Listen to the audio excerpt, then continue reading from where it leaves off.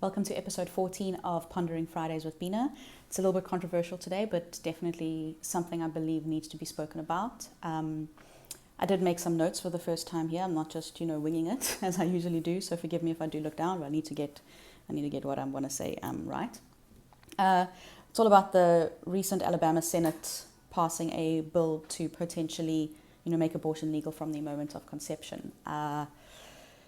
Should this bill be completely passed, it means that not only doctors who administer the abortions, but also the women who choose to have them can get up to a 99-year prison sentence, which, for all intents and purposes, is a life sentence. Because,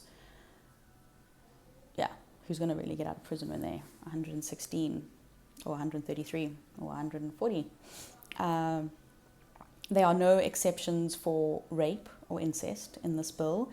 The only exception that I remember reading is for incest, that if you are pregnant by incest, you can have an abortion up until the point that you are pregnant. I haven't yet come across somebody who's needed an abortion at the point without will, has needed an abortion without knowing that they're pregnant. You only really get to that point when you're in the situation that needs to be fixed. Doesn't really make sense. And in my opinion, gosh, if you don't have a uterus, if you've never, experienced a period or a miscarriage or anything that women really go through, you really don't have a right to make a ruling on it. And by not understanding the full implications of what it is to be a woman, you can't ever really understand the implications of what the ruling would bring. There's a massive lack of the remedial understanding of how a female's body actually works. And I want to bring up some examples here. There's a Texan state representative, a Republican, called Dan Flynn. He believes that to do an abortion, you need to cut into a woman's uterus. Medically, that doesn't really happen. An Idaho state representative called Vito Barbieri believes that you can very, very easily do a remote gynecological exam by getting women to swallow a tiny camera.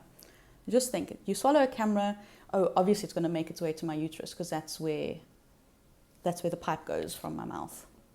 A Missouri congressman called Todd Kinn believes that if you get raped, you cannot get pregnant because the female body is able to shut things down, and because, you're going to know what I'm talking about, but because the juices aren't flowing, the functions of conception aren't going to work. So rape, you cannot get pregnant if you're raped. Then there's some examples of women who already have, come under penalties for such silly things. A lady was given 20 years of prison for having a miscarriage. They didn't find any, I don't know what the drug is called, but the abortion pill drug in her blood, but she got 20 years for having had a miscarriage. And a 16-year-old girl was indicted on drug charges for giving birth to a stillborn, for depraved heart, something or another. And another lady was, sent to prison for feticide, which is like homicide but killing of a fetus, for falling down the stairs and accidentally killing her baby. And to open up as somebody who's had a miscarriage herself, I can't imagine being sent to prison for 20 years for something that wasn't my fault or on purpose, it's not. Anyway, hopefully this bill is not going to come into law because it's obviously clearly going to be challenged at a district level before it gets to the Supreme Court. And from what I understand, the whole meaning that the Alabama Senate wants to push it to the Supreme Court, I'm not a lawyer, so my terminology might not be correct, is to fight a 46-year-old ruling called Roe versus Wade that has made it, or has recognized it's a constitutional right for women to choose to end a pregnancy, and I believe it is a constitutional right for women to choose to end a pregnancy. My body, my rules. If you want to try and change my mind, I'm very happy to debate it, but I'm pretty sure most of you will agree with me. My body, my rules, my uterus, my choice, boys. But that is it. Quite an intense conversation, but like I said, something we need to discuss. We can't keep sweeping things under the rug.